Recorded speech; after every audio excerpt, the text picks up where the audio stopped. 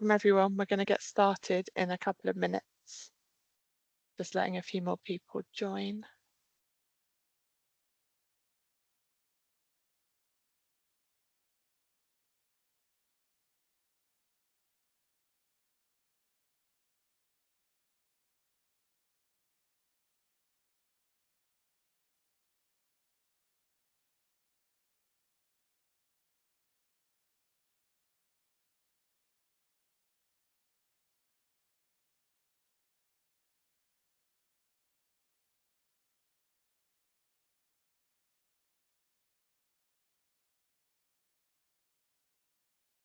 Lovely. So, good afternoon, everyone. Thank you for joining us today. My name is Helen Hopkins, and I'm undertaking a secondment with Hertfordshire Sport and Physical Activity Partnership. The partnership works strategically and collaboratively to improve the lives of people in Hertfordshire by using the power of sport and physical activity to tackle inequality and disadvantage. Today's webinar will hopefully help you to navigate or support people experiencing a number of menopause symptoms and how to manage them effectively. In this session, we will cover some facts on the menopause, as well as looking at symptoms, why they're happening, and how improving health behaviours can help cope with them better. The webinar will also look at the importance of nutrition and the menopause, how to exercise with your fluctuating hormonal cycles, and the importance of strong bones and muscle tissue. You will also be shown how to find out what activities there are for you in Hertfordshire to take part in. So this is a Teams webinar, which means all participants will remain muted with cameras off throughout the webinar. Comments and networking are welcome through the chat function. Please feel free to introduce yourselves, but equally, if you don't want to, that's also fine.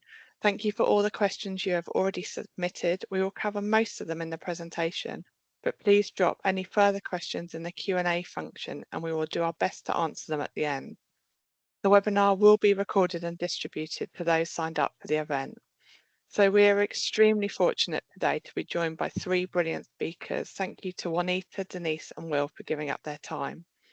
So our first speaker is Juanita Prescott, the Health and Wellbeing Manager for everyone active across Stevenage and North Hart. Juanita's life mission is to improve the health and wellbeing of the local community. Over the last 27 years, she has worked tirelessly with partners and local organisations to spread the message and extol the benefits of a healthy lifestyle and how to achieve that, particularly in the community. A few examples of Juanita's unique project include the Healthy Hub in Stevenage, the first hub to open in 2016, and the model has now been replicated across Hertfordshire. The Mobile Healthy Hub, which takes health and wellbeing into the heart of the community, the Men's Club, and the Community Garden allotment are another examples of her projects.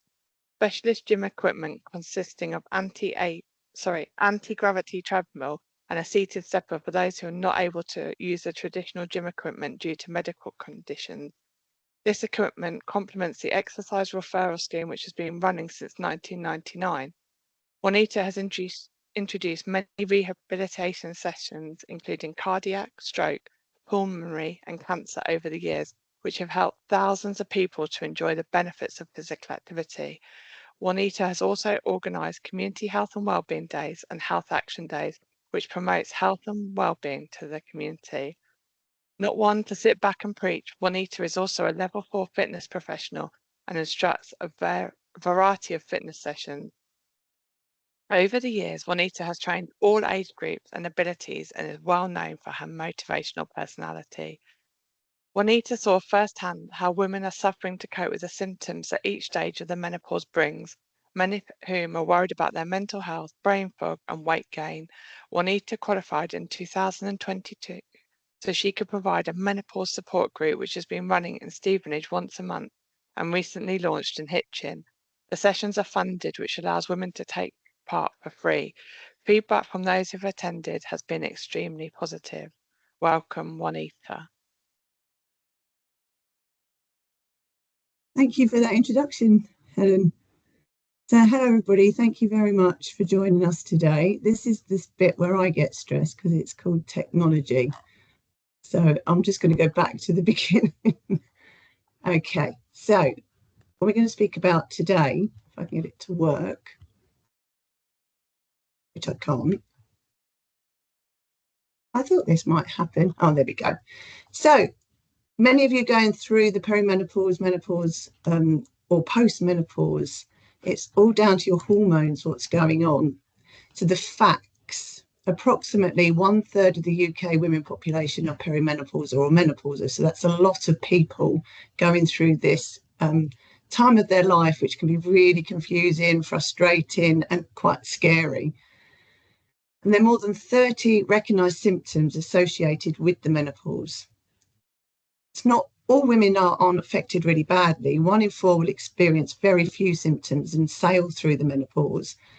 3 in 4 will experience symptoms that aren't pleasant, but 1 in 4 women will experience the menopause to be debilitating and really affects their daily lives. So as Helen mentioned, I run a menopause support group, and over the last year, 96 women attended, and this is some of the data from this group. 50% were perimenopausal, 37 were menopausal, and 8 were postmenopausal. 25% of the women said that they were affected severely by their symptoms. 54% said that their mental health had deteriorated. 45% said that they would like help with their mental health. And 66% said that they had visited their GP, but worryingly, only 20% were happy with the outcome. For the symptoms, you might recognise some of these comments that ladies have said in the menopause group. I just want my life back, that they feel that they've lost themselves. They don't know where they've gone. I don't feel desirable anymore. I feel invisible. Is it brain fog or do I have dementia? Some ladies have really negative thoughts that are really frightening. I feel like I'm on my own. That's really common. My GP told me it's just my age. No one told me how painful sex would be. I've no confidence anymore. I used to be so confident. My weight gain is really getting me down. I feel tired all the time. I go to sleep okay, but then I'm awake for hours. My libido is gone. My hair's falling out. I'm growing hair where I don't want to, and facial hair. My joints ache so much. Is it arthritis? And I just cry all the time. So you can see how unpleasant it really can be. Menopause is a natural part of aging, as natural as puberty, but there's still a stigma attached to it, unfortunately. Some women feel so embarrassed that they can't talk about it. And many women feel there's nothing they can do and they should really just get on with it. Often women aren't prepared and they don't realise that what they're experiencing is the menopause. Bupa states that almost 900,000 women in the UK have left their job due to menopause symptoms, which is so sad because women at that age are actually really beneficial to the workplace. But if you have not slept the night before, if you're having hot sweats, hot flushes, you're emotional, and you're having to do presentations or you're feeling really stressed, menopause can really highlight that and make working conditions difficult. And it's 3 in 5 women who are negatively affected at work. So what is the perimenopause? So the perimenopause means around menopause, and it means you have menopausal symptoms, but you're still having your periods. Your hormone levels are changing, estrogen and progesterone levels are fluctuating, but it's still possible to get pregnant. So you must use contraception if you don't want to get pregnant around this time. It starts 2 to 8 years before you actually stop having periods. The key symptoms are irregular, spotting, heavier, longer, shorter, lighter periods. Everyone is different. Sorry, gone round the wrong way. So common symptoms of the perimenopause, as we mentioned, irregular periods, PMS. The posh name for hot flushes, vasomotor symptoms, weight gain around the waist, which is a lot of women complain about this. Brain fog, again, this is really common. Insomnia, joint and muscle pain, Heart palpitations can be really frightening. I've gone in the door. Fatigue, very common. Itchy skin, incontinence, UTIs, thrush, that's a vicious circle. Sexual discomfort, loss of libido, appetite changes, hair loss or hair growth, as we mentioned. And some people have lots of symptoms, but others have none. Some symptoms may be due to other things, so it could be thyroid dysfunction, diabetes, osteoarthritis. So always check with your GP. Menopause is reached when you haven't had a period for 12 months. And there are factors that affect the age when women have the menopause. And it can be genetics, ethnicity, smoking, your environment, or a medically induced menopause. The average age for menopause is 49 to 55, but every woman is different. It can be a lot younger, it can be older. Menopause, the ovaries produce low levels of estrogen and progesterone, but there's no ovulation, so periods don't occur. So it's the end of our reproductive years. And for some women, this is what makes people really depressed, because they're mourning that part. They maybe don't want to have a baby, but the ability to not being able to have one now is quite depressing. But women generally start to feel better, but symptoms can continue. So what's going on? It's all down to our hormones, I'm afraid. Estrogen, progesterone, luteinizing hormone, follicular stimulating hormone, also testosterone, and hormone growth, human growth hormone. So changes with the luteinizing. This hormone is responsible for triggering ovulation. And high levels can mean that a woman is perimenopausal or menopausal. But the trouble is, because the hormones fluctuate, if you go to see your GP and ask for a blood test, you could go one day and it will give you the results that you are perimenopausal. But because they fluctuate, the next day it might be coming back that you're not.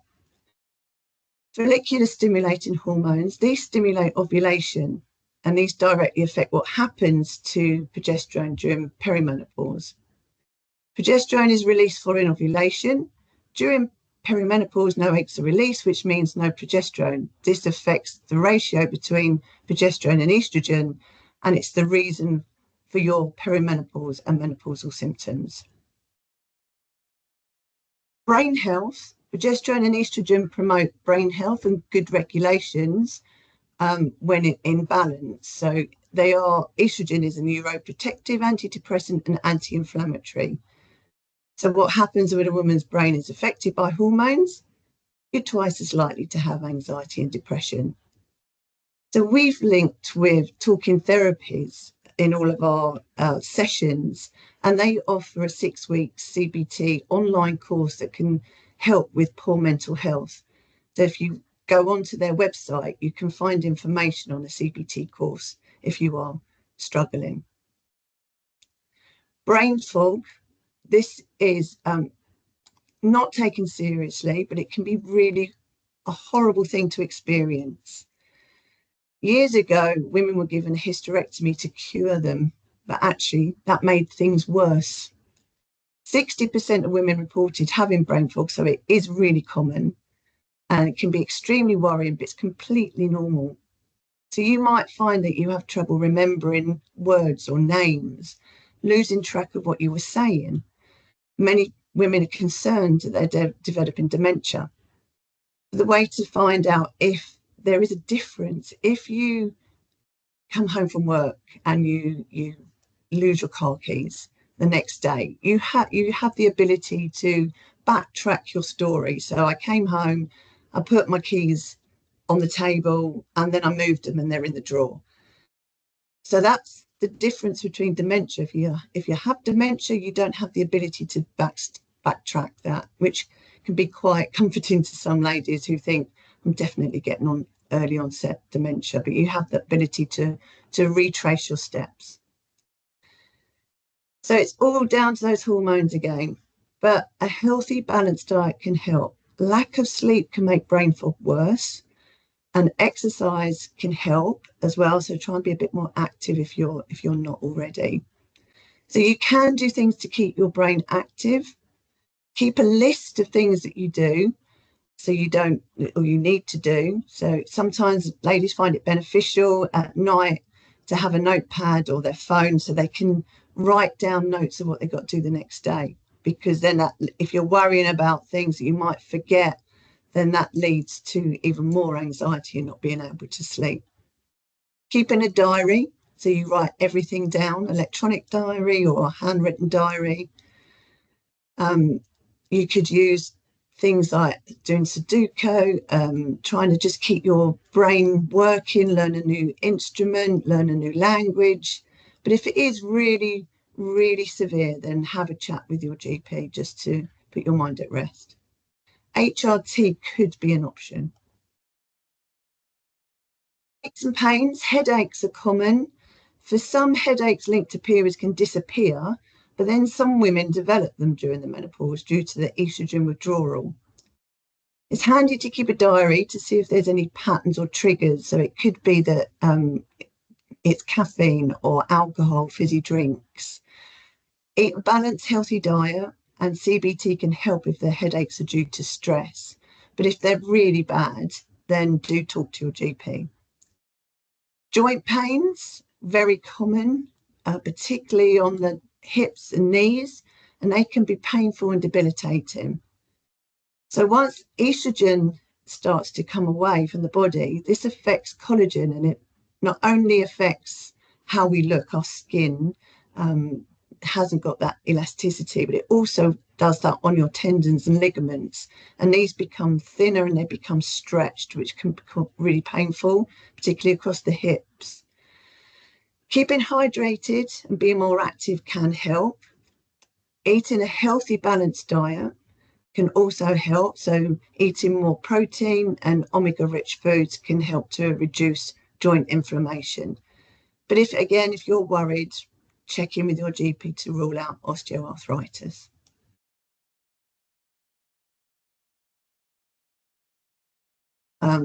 Muscle tension, pain in the joints can cause muscles to have to work harder, which means tight muscles, particularly around the neck and the shoulders, which can be connected to tension headaches. Learning relaxation techniques can help. Massages, Pilates, yoga, just learning to relax is really important. So whatever it takes for you to relax, so it could be listening to music, losing yourself in a good book or a box set, or if all else works, have a nice hot bath with lots of bubbles. Some ladies really suffer with pins and needles, and this is caused by fluctuating estrogen levels, and this affects the nervous system, which can cause numbness and tingling in the hands, feet, arms and legs. Stretching can help the blood flow. So again, Pilates and yoga sessions can be beneficial. But again, if the symptoms get worse, speak to your GP. The bane of many women's lives going through the menopause, hot flushes. Down to low estrogen again. So if it's low, it can cause adrenaline to be released. The hypothalamus in the brain, which controls body temperature, gets confused and resets the body's thermostat. And these hot flushes aren't just about being a little bit hot. It's like a furnace coming up, and you can actually see ladies getting hot and red and sweaty, and perhaps the hair will even become wet, and it can be really embarrassing and depressing. Some people never have them, and some people are only affected at night. So keep a diary, because there could be triggers that are helping to make these worse. So things like smoking, alcohol, caffeine, spicy foods. Try and wear layers. So even now the weather's getting colder, it doesn't help with hot flushes. You're still going to get them. So wearing cotton next to your skin and then putting the layers on top of that so you can take them off if you become unbearably hot. At night, try and keep your bedroom cool. Try using light blankets instead of a heavy duvet. Have a fan handy. Carry a cooling spray. Have a lukewarm shower before you go to bed, and follow a healthy lifestyle. And this is a subject that many women don't want to talk about, sexual discomfort. And it's estimated that 90% of women suffer from this, but they're too embarrassed to tell their GP. This is again caused by changes to estrogen. And at this particular time, the vaginal tissue becomes thinner. And actually, with not just having penetration, but from wearing jeans, from exercising, it can tear and bleed. And it can be so uncomfortable that some women find just wearing clothes unbearable. Many women experience painful sex, and in some cases, they stop having sex at all because it just hurts too much. So, what can help? Lots of lube. Avoid soap, shower gels, bubble bath, and oils, as these can dry the skin out even more. Sounds crazy, but having more sex, use it or lose it. You can avoid penetration, but sex improves the blood circulation and can keep it healthy down there. Do see your GP if things get checked out, because there are lots of things like low dose estrogen gels, creams, pessaries that are very good and very safe, and they're localized. So although they are HRT, they are very safe, and women in their 80s are still taking them. So please don't be embarrassed. Do seek advice for this. Another thing that women aren't very good at talking about is the lack of libido. And 33% of women aged 40 to 64 and 13% of women aged 65 to 74 experience absence of sexual desire. But it's not surprising, really, when you think what's going on in that time of our life. We've already spoke about insomnia. You're too tired. You get the hot flushes. You might be unhappy with the way you look. You're feeling depressed. You feel that your partner doesn't understand or care about you, what you're going through. So why will you want to sleep with them at the end of the day? Sex might be painful. Your periods might be painful. There's a decrease in testosterone, which is to do with libido. You might be experiencing depression. You're not looking after your children, older parents. Your children might have flown the nest. There's all sorts of reasons why your libido may be affected. Testosterone can be prescribed by your GP to help with the lack of libido, so do have a chat with them. Cardiovascular disease. So lifestyle modifications are needed when to protect our heart once estrogen is gone. It is always best to start before menopause, if possible, but it's never too late. So the best thing you can do is to stop smoking. Eat a balanced diet, lots of fruit and veg, oily fish and oats, safe alcohol levels, be more active. Exercise helps to keep your heart healthy, lower blood pressure and lower bad cholesterol. Relaxation for stress. Some women experience palpitations or a racing heart, and this can be really scary. You can feel a bit faint, maybe, lightheaded, but it can be due to the hormones. But with all things to do with your heart, it's best to get it checked. Menobelly. Lots of ladies come to me and say they're really unhappy with the weight gain around their tummy. Again, it's due to estrogen. Estrogen helps transport glucose, which is our fuel, from the blood into the muscles via something called GLUT4, which, if you think of it, is a little bridge which allows the glucose to come away from the blood, so we can get that energy into our muscles or our internal organs. But once estrogen has gone, this process is affected, so the bridge is a little bit more restricted. So the glucose can get stored as fat, and this particularly goes around the waist, known as visceral fat. So the fat that's stored around here is more insulin resistant, and it can increase the risk of diabetes type 2, heart disease, and some forms of cancer. Physical activity can help, and this will be spoken about a little bit later. Nutrition. So throughout our lives, our bodies change, and we need different balance into our diets to ensure that we're receiving all the nutrients that we need. And these are carbohydrates, proteins, fats. Yes, we do need fats, and you are allowed to eat fats, vitamins and minerals. So carbohydrates, this is our energy, starchy foods. The carbs that we eat are broken down into glucose, and this is stored, as I mentioned before. But the best ones are complex carbs, and they're your wholemeal pastas, bread, rice, at least 5 fruit and veg a day, because these foods take longer to break down and provide more energy over a longer period. So the molecule chain on complex carbs is longer. So if you have something like oats for breakfast, you'll break down that molecule chain slowly over the course of the morning. So it keeps you more satisfied and your glucose levels stable. So rather than choosing simple carbs like cakes, biscuits, chocolates, pastries, all the things that we really, really like. So these molecule chains are very short. So if you have something like Cocoa Pops for breakfast, you will burn those molecules off really quickly. So by mid-morning, that's when you start to crave something sugary and reach for the biscuits. The low carb diets are quite hard to follow. They're very restrictive and can cause you to be tired and not be able to exercise very well. Everybody's different. Some people work very well on low carbs, but majority is that they're quite hard and restrictive.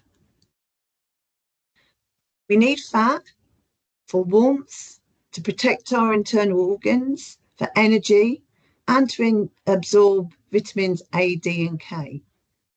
So we do have bad and good ones. So the bad ones are saturated fats, so use these sparingly because they're linked with high cholesterol and heart disease and some forms of cancer. And these are found in high fat meats and dairy products.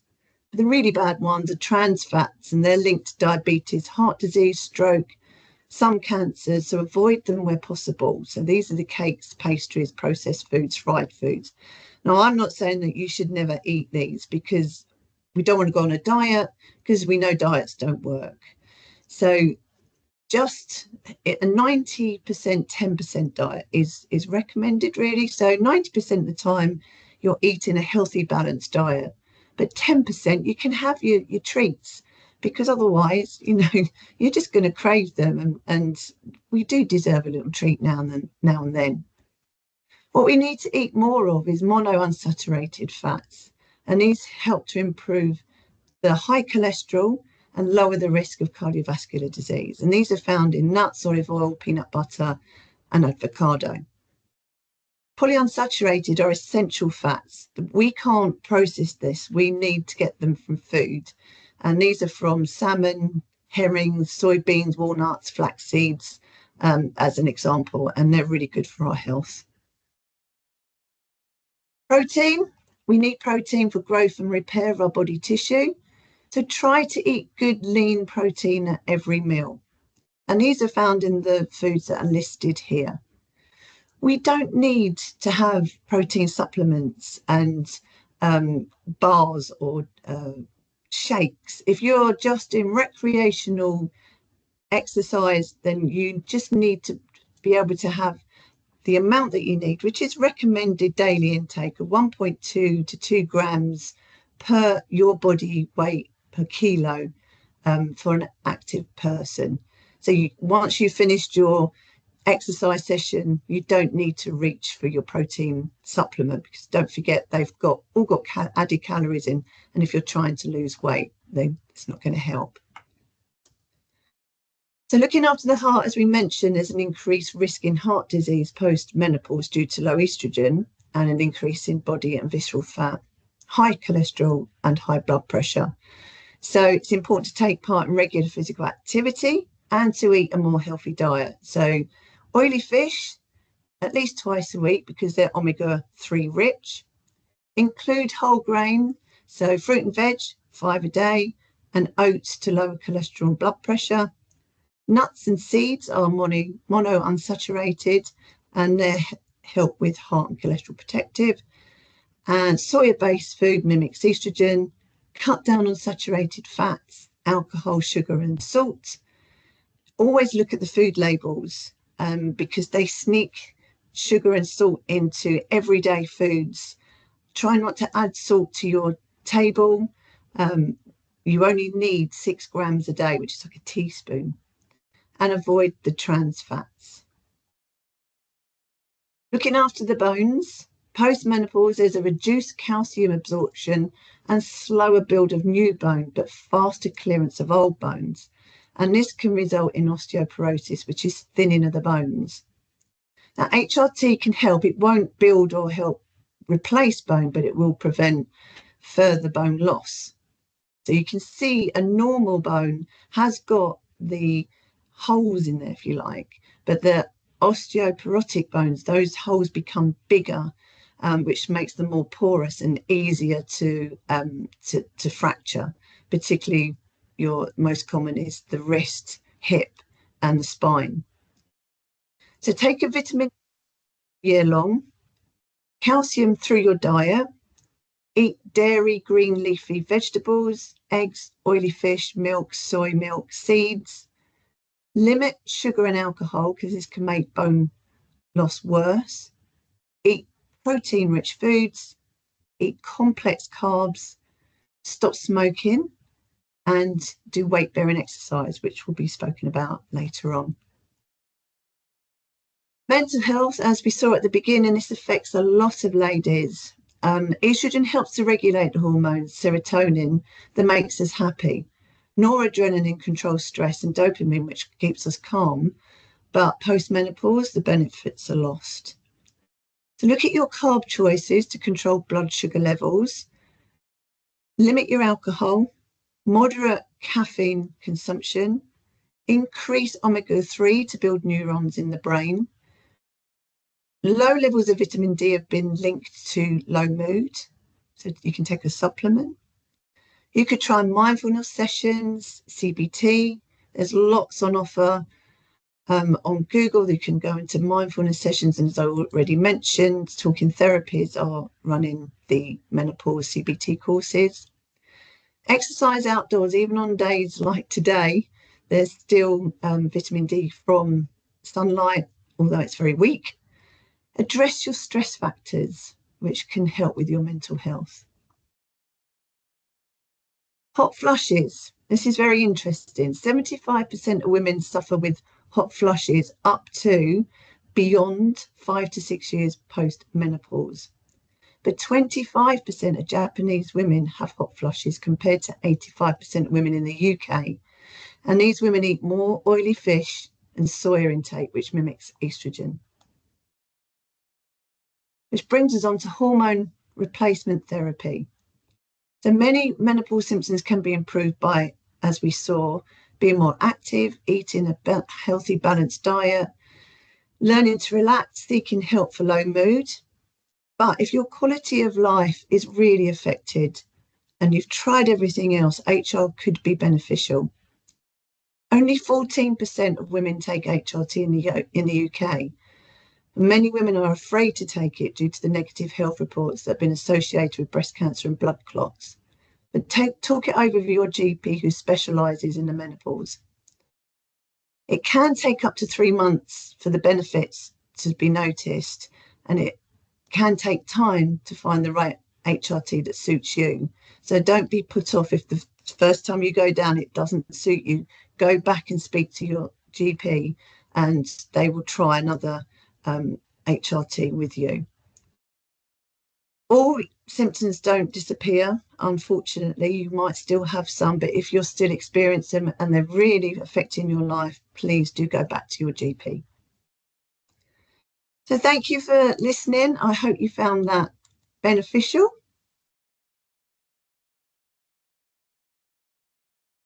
Thank you very much, Juanita.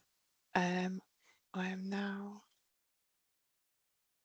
And to let you know about Denise, Denise Sheets is a highly skilled coach and personal trainer with a passion for empowering women to reset, recharge, and reclaim their vitality at any age. As a triathlete, level 3 personal trainer, level 2 gym instructor, Ironman, certified coach, and cold water therapy practitioner, she brings a wealth of both personal experience and expertise to her coaching.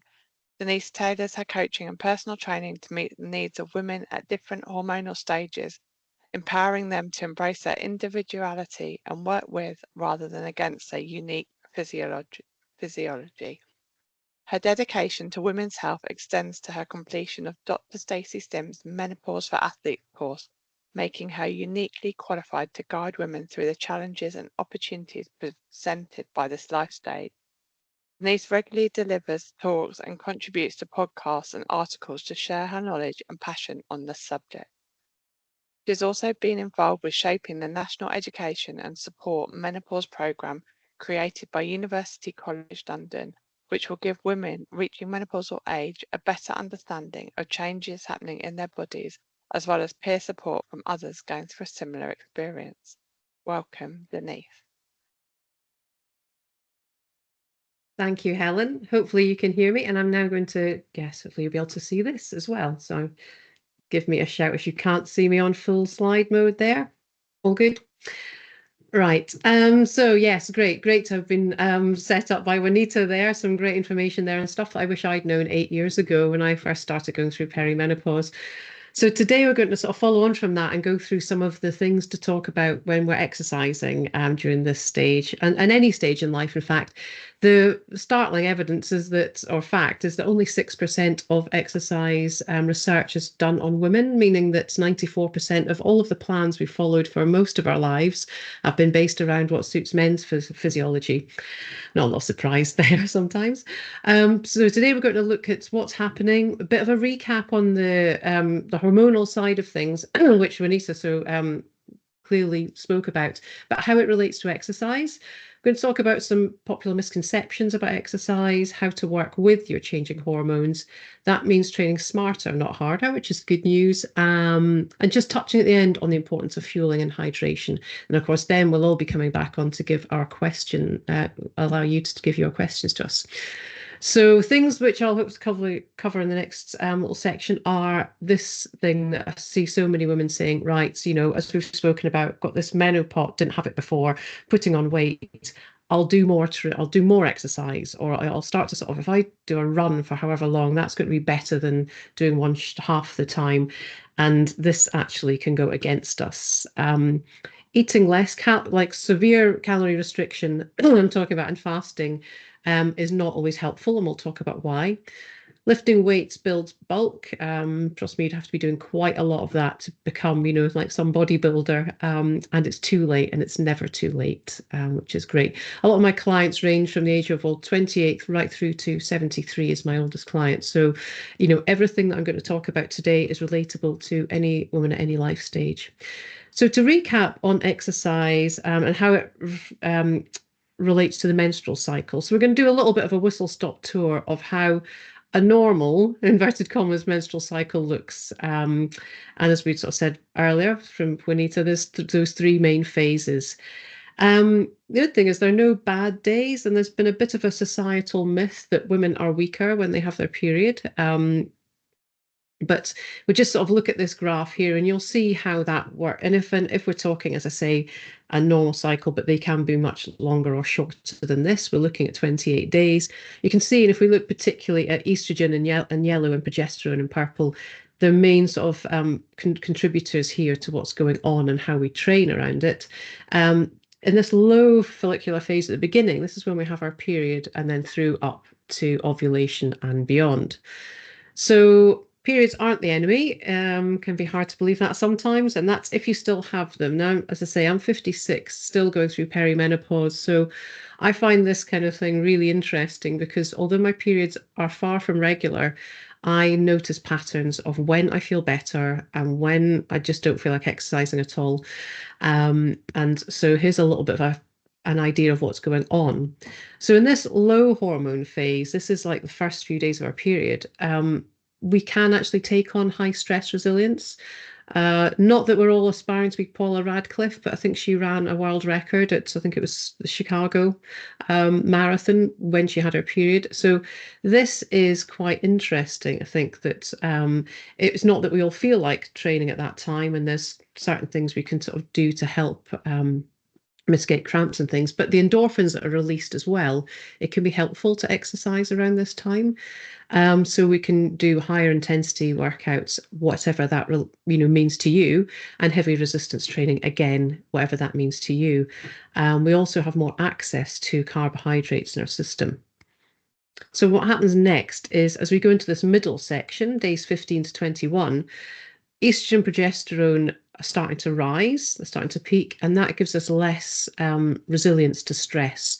So this is when we should be looking at dialing things down a bit, and sort of, doing sort of more steady state, walking, jogging, swimming, just kind of things a little more neutral, because inflammation around this time can cause issues. Then knowing when to properly recover is in that mid-luteal, the end phase. In this 28-day section, we'll be looking at days 22 to 28. And this is when, progesterone and estrogen sort of really peaking and starting to drop off. This is when we have these fluid shifts. We get the bloating and cramping just before our period starts.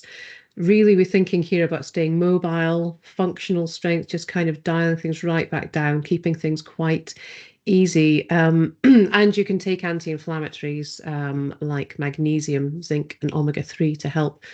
The thing about this is I did notice myself, I was starting to have really bad Achilles, debilitating pain.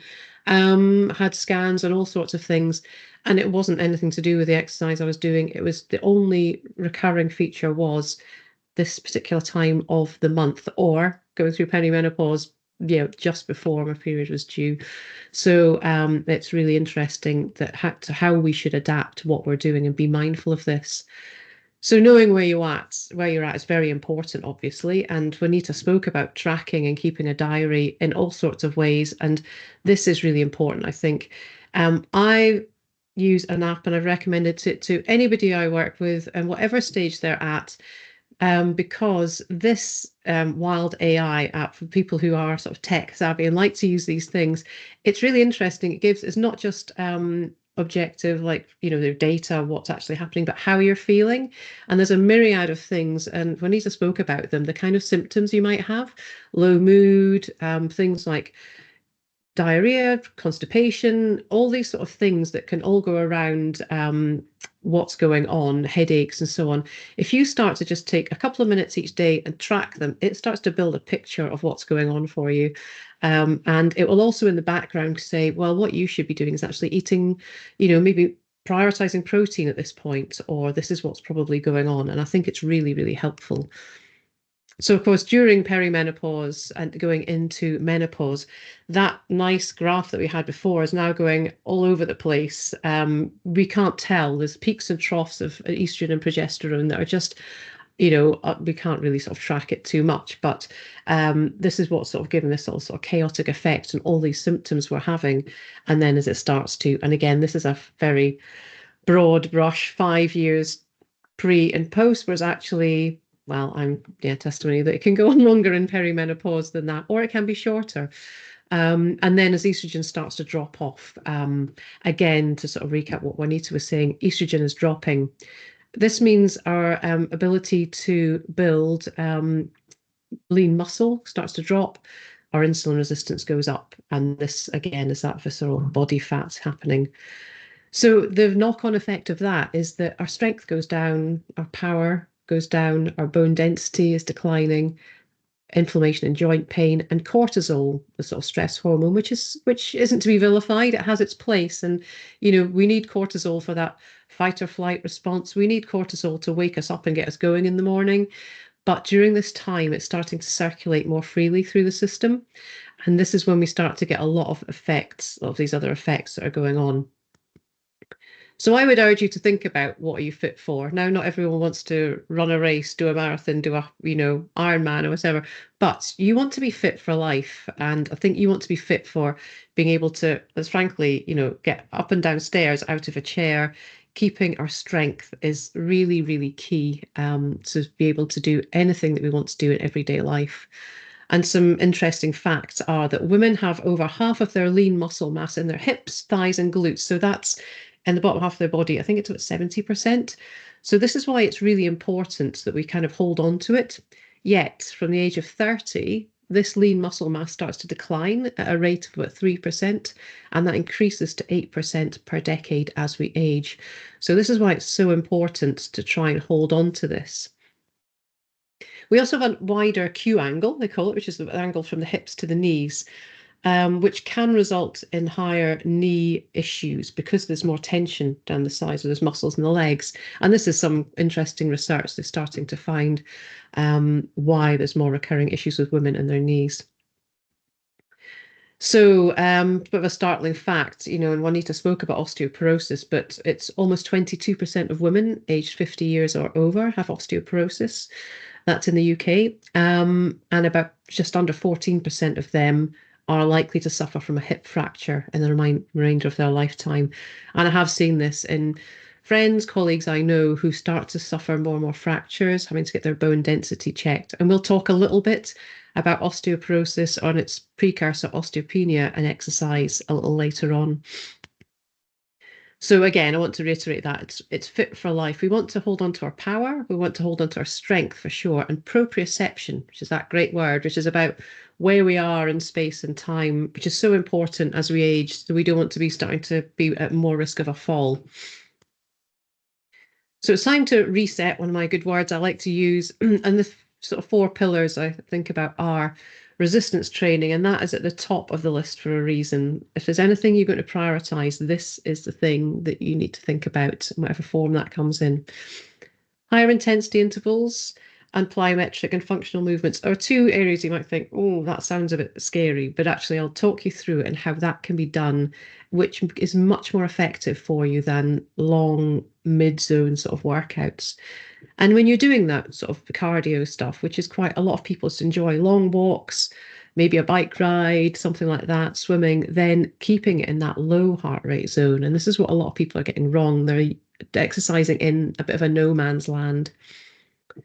And just a bit of an idea, one of the ladies I work with who's 60 and was training in all the wrong ways, trying to do what she thought was right, to try and get rid of this belly fat, just made her more demotivated, more tired. And now she's changed this and is feeling the benefits so much. So resistance training really is the key to longevity of all the forms of exercise and training we can do. So it improves fat burning metabolism, which has been shown to be as effective as that as your traditional cardio you might think of, doing jogging or whatever. So key, one of its key benefits is building bones. It's also been shown by research that it helps with vasomotor symptoms, which, as Juanita was saying, is that posh word for things like hot flushes, and increases the ability of the muscles around the joint to withstand that motion. So if you are having issues, osteoarthritis is one I was doing a talk about the other day. People start to think, I can't do that, my knees hurt. In fact, you should be actually working on helping build those muscles around the knees. And it's all about the ways that you adapt the training to do that. So you're finding your challenge in that. You're wanting to do what they call multi-joint and muscle movements. So squats. Now these can be the form of, body weight squats. Doing something like a wall sit is really good as well. A really, really good exercise, which challenges the hips, the quads, the glutes, all of those muscles in the bottom half of our body we need to look after. Lunges, which can be modified in any format. Bench press, but actually anything, a press against a wall, just sort of using all these multiple joints and muscles around the upper body there. So it was all about finding your challenge. So body weight, as I say, if that's where you're at. But when we want to look at strength training, it isn't actually doing, endless bicep curls. Much as some of these classes, I won't name them, are great. They're not in that zone. You want to be working towards, you may be starting doing higher reps, but you're going to start to challenge yourself to whatever you're using, whether that's resistance bands or suspension straps or dumbbells, that you are working within that low rep range of up to about 6. And then you take a break and then you do another 6. So that's what is really building bone and muscle mass. That is what strength training range is. As I say, it's not doing endless types of exercises. And also, there's no, some people say to me, I've got a friend who was saying, I don't like going to gyms. I totally get that. I don't have anything at home. And so I did a little workout on Instagram where I did one with a bag of sand, because she works in a studio sometimes and she has to move things like that around. And I said, well, there you go. There, you could do a wall sit holding a bag of sand. You could do a lunge. You could get a bag of compost. You could do some step ups on a stair with a rucksack. So there's all sorts of ways that you can find your challenge to give yourself that best chance to hold on to your lean muscle mass and strong bones. And that's what we want to be at the end of the day: strong bones, strong muscles, and strong women.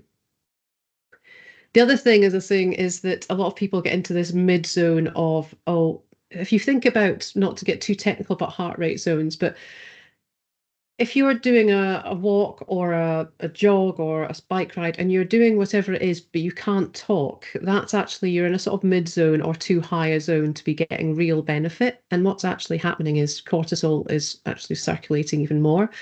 So doing something where you're adapting your training to doing what they call high intensity interval, again, whatever is your level of that, is much more beneficial to do something like that for 20 minutes with short intervals than it is to do 30 minutes in that kind of mid zone, which is not super hard and certainly not easy. And this is a quote from my 73-year-old client who really thought that word is obviously quite scary, but the reality is you can do it in quite a smart way. So this way of doing it is you're doing 20 to 40 seconds of something that's at a high heart rate, with then dialing it right back down with at least the same amount of time to recover or more. So you could do this as a walk. You could do a brisk walk if it's something that's getting your heart rate up and you're doing it for 20 to 40 seconds. You would then walk again really slowly for about a minute and a half to recover. And if you did that about 6 times, as I say, that's more beneficial to you than those middle sort of state workouts. It's it's beneficial because it accelerates our metabolism. It combats that insulin resistance, which is the thing that's going on and giving us this sort of belly fat and so on, and in turn counteracting the hormonal changes that lead to that weight gain. And so, as I was saying, can be incorporated into many types of exercises, and you can do it with, this is the time when you can use smaller weights or body weight. You could do something that gets your heart rate up for about 20 seconds, and then dial it down and recover really easily. I'm going to throw this one in just because I know a lot of people are fearful of this word, plyometrics. Just to sort of say that the top line benefits of it are shown that they help, again, our bone turnover. It's not all about jumping on and off a box. Things like tennis are plyometric. What's happening is a multi-directional stress from just doing little small hops. Okay, there's bigger movements shown here, but if you're to sort of hop from one side to the other in a small movement, that is very good at increasing. Our bones are turning over all the time, and this really helps that sort of a process. It's got to be in that multi-directional movement. So running, interestingly, isn't. But my dad is 84 years old and plays table tennis, and that has got that multi-directional movement. So there's a way that you can incorporate this. But if we do touch on osteopenia, which is the precursor to osteoporosis, and just some things to think about, because I know there were a couple of questions in advance about it. We do have to be mindful about this, but osteopenia, when you're being diagnosed with a lower bone density than is normal, you're not quite in the osteoporosis zone. You can still do something about this. You can still actually build bone in this stage, and you can certainly prevent it going into osteoporosis. You want to help focus on building that strength to prevent osteoporosis, and weight-bearing exercises like walking, stair climbing, these sort of things are all good. Lifting weights or body weight exercises, squats and lunge. This lady here is using a band around her thighs. I think that's a great way to get a bit of resistance in. A pair of old tights wrapped around your leg. And again, that should be part of your regular exercise. And high impact, again, sounds scary, but for example, tennis, or any sort of table tennis, things like that are very helpful and are to be encouraged at this stage. When you get into osteoporosis range, we do need to be more mindful. You want to reduce your fracture risk while maintaining the bone strength and function you have. So we're looking more at low impact, walking and light aerobic activities, not doing any of those higher impact things. modified. And you really, this is a whole other area. As I say, I was doing a talk on the other night, but it's really about spine alignment and so on are so important for this phase. So things again, like our friend the wall squat, are such an easy wall sit, easy one to do, and are very good for that. Balance and flexibility for anyone at any stage, and including osteoporosis, has become super important. Things like Tai Chi, yoga, with modifications, will help your balance and, of course, help prevent those falls, which will end up, with the fractures. As I was saying, you want to keep anything else you do, you might be done your 20 to 40-second intervals, anything else in that low zone. You should be able to talk and have a conversation, perhaps not when you're swimming, and then that help that cortisol build up, which is exacerbating otherwise what's going on. We're more naturally designed for endurance, so we can kind of carry on like that, at this sort of zone. And it's not just, this is where it isn't just women. Research has now been showing that high level athletes are doing most of their training in that really low, easy zone. So yeah, the good thing is we burn more fat and less carbohydrate than men during endurance. So we're more efficient and it's that slower exercise than men. Nice to have an advantage over them sometimes. Timing and recovery are key. You want to ideally, I always say, work with again, I work with a lot of people who work in shifts and things like the police, where patterns can be all over the place, but whatever your waking up time is, I always say it's better to do your training then, because your cortisol is primed to peak then. Work with it rather than at the end of the day when you're starting to go into your body's getting ready to recover and go to bed. I see people doing exercise classes that are high intensity, 8 o'clock at night, and then it's affecting your sleep, heightening your cortisol. Not a good way, either of those things. Practicing meditation or yin yoga is great. This yin yoga is when you've got those nice long, slow 5-minute stretches, are really, really good, especially for those ligaments and tendons and so on that have been quite tight and are being affected by estrogen.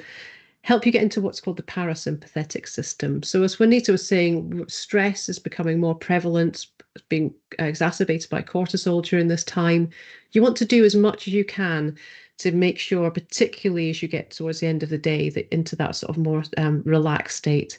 I always think sympathetic sounds like it's good, but it's in this instance not.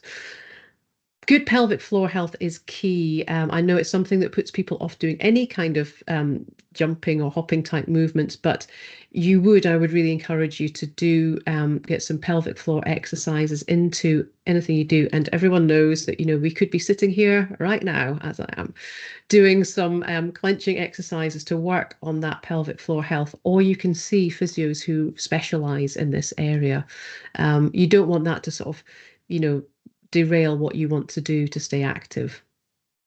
I just wanted to give you a snapshot of how, when we're saying, more is not better, you could have a week that looks like this.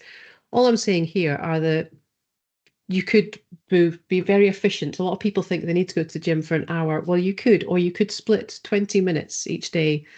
You could do 20 minutes resistance training and 20 minutes of a brisk walk recovery. You could do both those things in one session, 45 minutes done. And again, do it focusing on some mobility. And the social easy activity in the blue there is an example of you might just like to go out for a long walk with your family. Totally optional. That's just really good for your head and being out exercising in nature, as we were saying earlier as well. And I think I just want to round off by saying that Juanita's so eloquently gone through all of the different macronutrients and things, but one thing I find which goes against women quite often is that they think, oh, I need to exercise to work off what I've eaten. And actually it should be a celebration that we can move. And people who start to severely calorie restrict can end up getting themselves into a worse situation and actually gaining weight.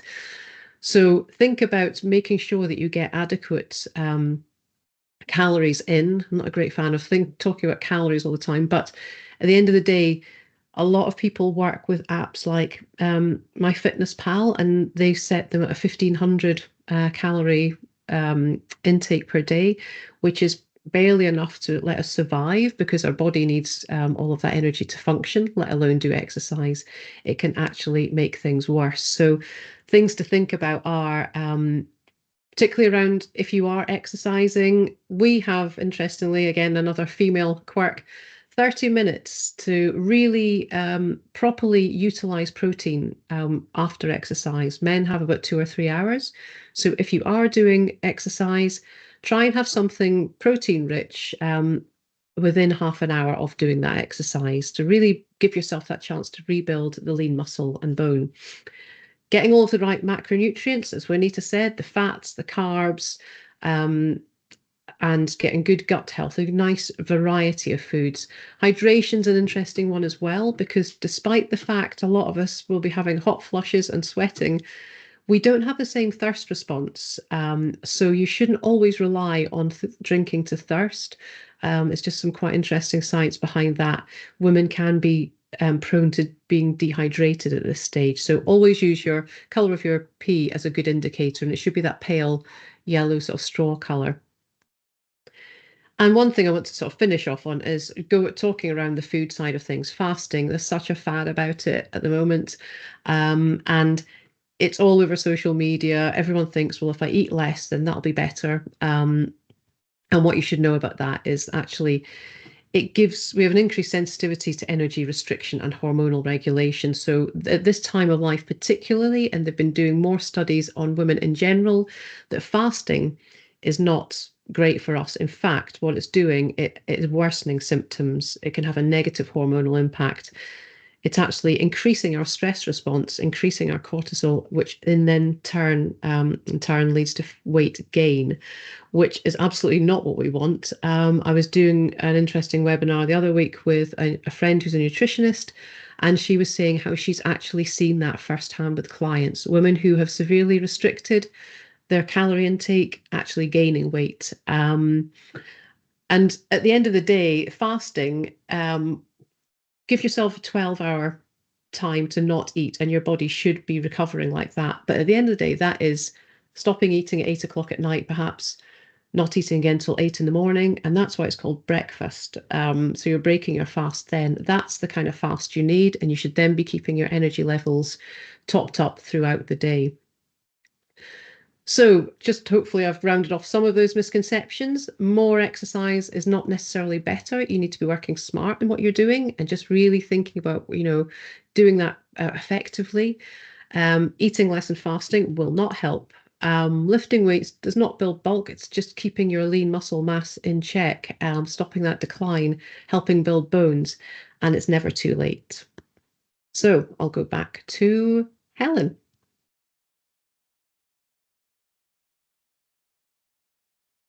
Thank you very much, Denise. That was very, very interesting.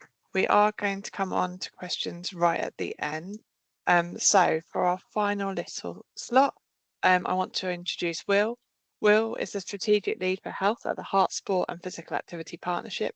Will leads the partnership's work championing the importance of using physical activity to improve our population's health and well-being. Will is an experienced professional specializing in using movement, physical activity, and sport to create positive health and social outcomes across various communities. His current role involves leading the Heart Sports Partnership's health team, developing and driving local collaboration and strategy to ensure that movement, sport, and physical activity is at the heart of how we consider people's health and well-being. Welcome, Will. Thank you very much, Helen. I don't think I've ever had an introduction like that. So, yeah, it's a really nice way to start a presentation. I'm just going to pop up. I'm not going to be able to see anyone once I do this. So if, except it's not letting me come onto my note screen. Why is it doing that? Let me try.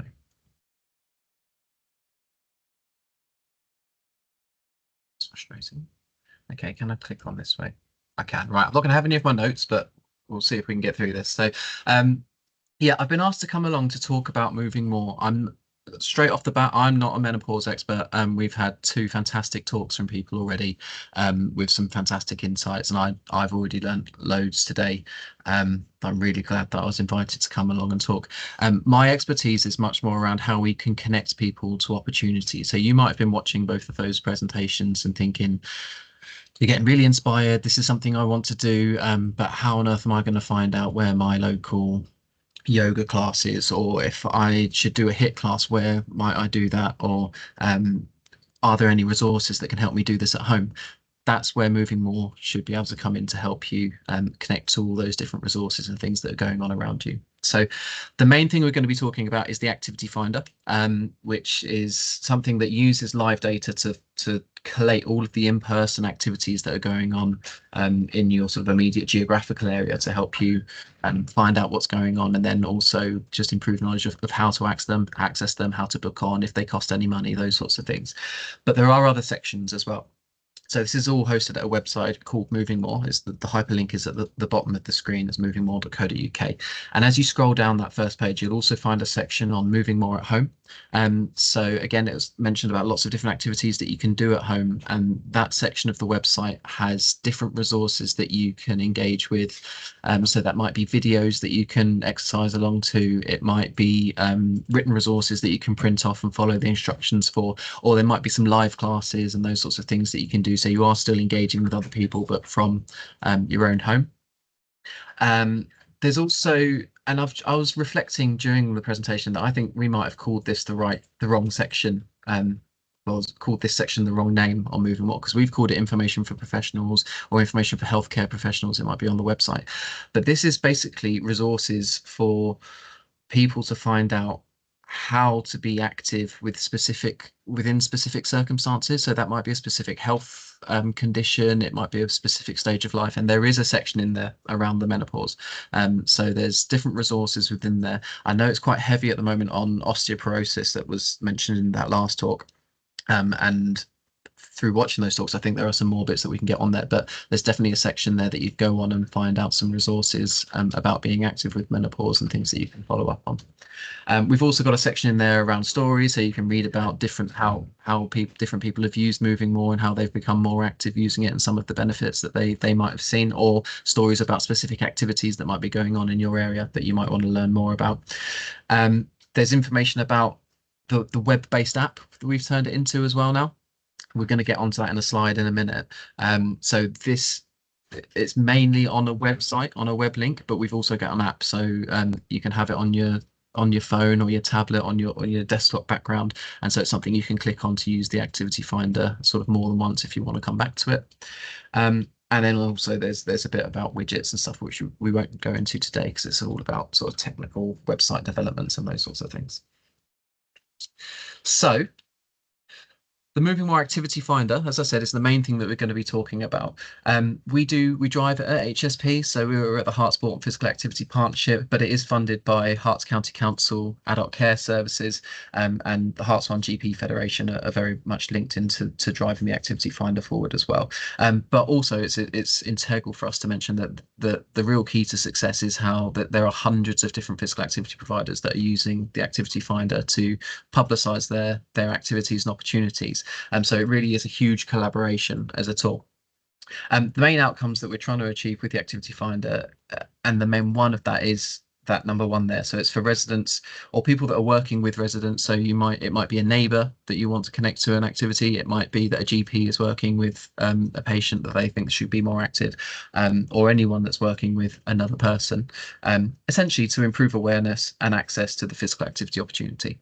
Obviously for the physical activity providers as well, we're trying to improve their reach to the community and people around them and how they can be benefiting from those activities. But specifically as well, this tool uses what we call open data. We think about it as live data, so it's not a static directory where you can have problems with information becoming out of date really quickly, and that's something that we're very aware of, and we know that can cause that first experience as a bad experience if you turn up and the session's not running, or you've kind of plucked up the courage to go to that first session, the door's locked, or the information's wrong and it's changed days or something like that. this uses live data, so it's pulling it from people's booking systems or from their website, so that everything that appears in the activity finder should be up to date. It absolutely doesn't include everything in Hertfordshire. That's something that we're working on. It's currently showing just over 20,000 activities over a 2-week period. So there is lots on there, and that ranges from everything from the big leisure centres down to it might be a sort of independent one-off yoga teacher in the village hall, and everything sort of between those two extremes. I think the best bet to really understand it is to go on and have a look and have a play. But I'll be able to show. I'm going to skip over these, but when I am going to be able to circulate these slides. So when I do, you'll be able to have a look at this video, and it explains a little bit more about what open data is and how it works. But I think more important for this presentation is really to see it and what it looks like and how it feels. So when you go on to Moving More, this is where you land. This is how it looks like, and it's really nice and simple. So you can change where it says Hertfordshire in the middle there. You can change that to your immediate location. You can put your postcode in. You could put your town in. You could put your district or borough in, depending on where it is that you're looking and would be prepared to travel to. And then you can either search for all activities going on in that area if you really want to find out kind of everything, or you can be really specific. And there's a long drop down list of activities that you can search through to try and specify your search that little bit more. This is then where you land after you've entered that page. So this was a search I did a little while ago, and you can see there's 2 different views. It brings up the types of activities on the left. I'd done all activities just to show a bit of breadth, but then you can also see the map view on the right hand side there. And crucially in that map view as well, it has the cost of the activity. You can toggle that on and off. So you've got lots of different search criteria across the top of the screen there. So you can change the distance that you prepare to travel, the price bracket that you might be able to be prepared to pay, or if you're looking specifically for free activities, you can toggle just to see free activities. If there's a certain time of day, we mentioned that you might have a sort of calendar across the week of when you might want to do more high intensity or when you might want to do more low intensity. So you can search by the days of the week and the types of activities to find things that are appropriate for you. And then there's also different levels of if you wanted a female specific class, you can change the gender criteria just to females, and that'll bring up only classes that are suitable for women, and men won't be there.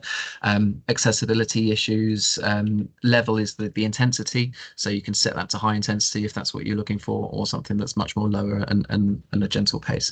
So it's all about just trying to help people find what it is that works for them. And then once you click on an activity, this is an example of what it will bring up. This is a screenshot, so I can't scroll down, but if you were to scroll down, there'd then be a paragraph on a bit more detail about the activity, and some sort of hyperlinks and how to reserve your spot and those sorts of things. And just to finish, a little bit more about the app as well. So it doesn't have all of the sections that I mentioned on the website. So if you were looking specifically for resources, then you'd need to go on the website. This is really specifically about the activity finder. If anyone does want to quickly get their phones out, then that QR code on the right there instantly downloads that app to your phone. It's completely free. And you can obviously get rid of it at any point, but I've always found it as a really helpful thing to have something kind of on the back of my phone, and then I don't have to remember what it's called or what the web link was or anything like that. As I said, we will circulate these slides, but it's just a much smaller version of the activity finder. It still has all the same amounts of activities and stuff, but simplified so that it fits on a phone nicely. And that's it. So I'm going to stop sharing. And then I'm going to try and find Teams again and pass you back to Helen. Thank you. Right, so we have come to the end of our presentation, so we're going to open up to questions. So I'm just going to bring Juanita and Denise back on the screen. I'm going to try and go through all of these questions, but I'm conscious of time, so if we don't have enough time, then I will answer them and in the follow-up email that is sent out. So Juanita, this one is for you, if that's okay. And again, if we don't know the answer, we will try and find it and come back. So the first question is, you mentioned that menopause is when you have not had a period for 12 months. This can be difficult for those on a contraception that stops or makes periods irregular. Have you got any advice? So you can go to your GP and ask to have a blood test to see if FSH levels. So if it's something like the marina coil, you will stop having periods or a contraception pill. So you could ask your GP to have one of the tests done. Thank you, Juanita. Next question for you, Denise. Is some exercise better than others on your joints as you get older?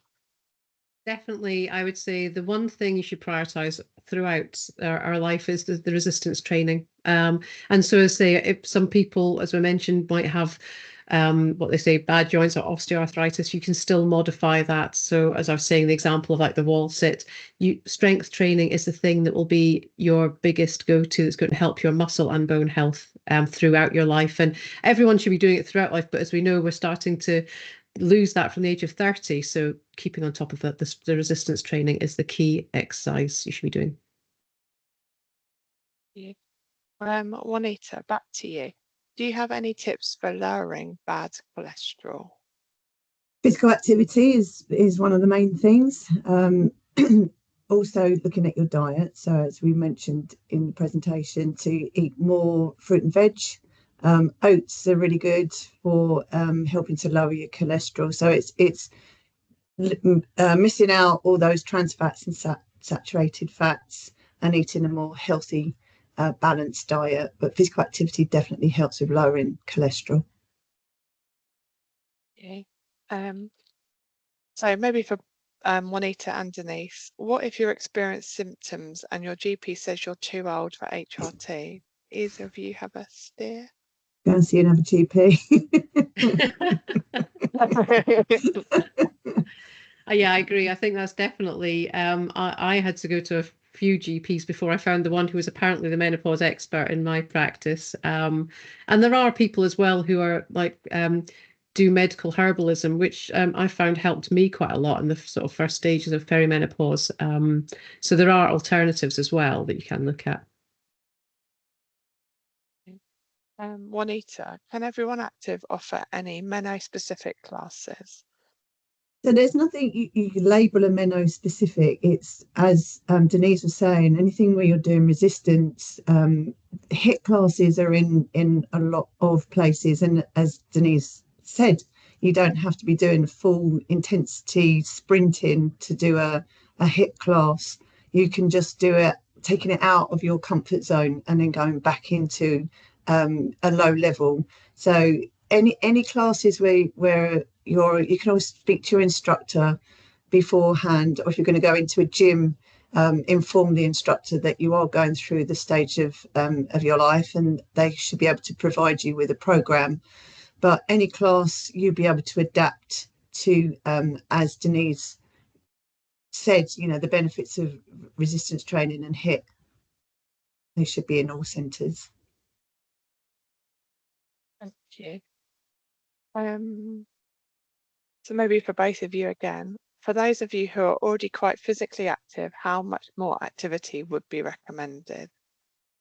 I suppose it's all a bit of a, how long's a piece of string. As I was saying, I think it's more about being smart about how you train. It's not about doing more. I think that if this question has come from someone who's quite physically active, I would wager a guess that they're probably thinking, oh, how can I lose more weight or get better? I would just think about the way you're training. Are you going for whatever exercise it is and staying in that zone that is just a bit of a grey zone, which is a lot to say too hard to be easy and too easy to be HIIT intervals. So I would say look at what you're training and not the time you're doing. Yeah. Can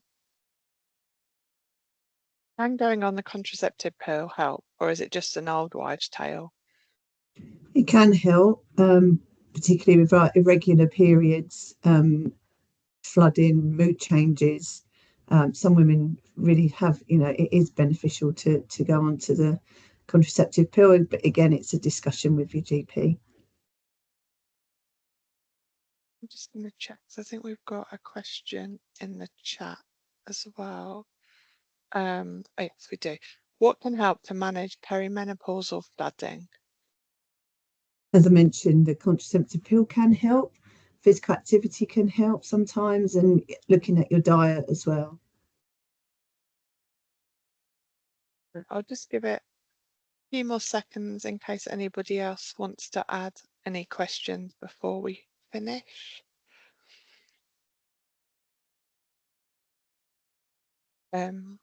If you do want to, if you think of something, feel free to drop me an email and I can see what I can find out and come back to you. My email is on the registration document.